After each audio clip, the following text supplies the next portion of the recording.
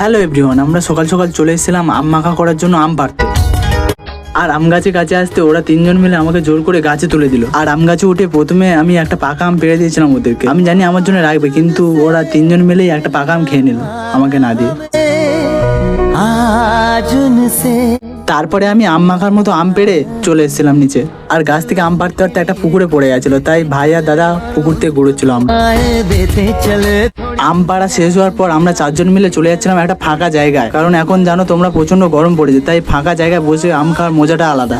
আর বেশি দেরি না করে ফাঁকা জায়গায় গাছের ছাওয়ায় বসে আম মাখার জন্য সবকিছু রেডি করছিলাম। আর সবকিছু রেডি করার পর আমার দাদা লেগে গেছিল আম কাটার জন্য। আর এখানে আম মাখা শুরু না হতে হতে আমার ভাই আঁটিটাকেও ছাড়ছে না।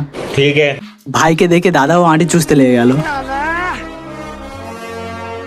আর এখানে আমাদের আম মাখা কমপ্লিট হওয়ার পরে সবাই খেতে লেগে গেল। আর এই দাদাটা এমন খাচ্ছিল মনে হচ্ছিল একবারেই সব খেয়ে নেবে।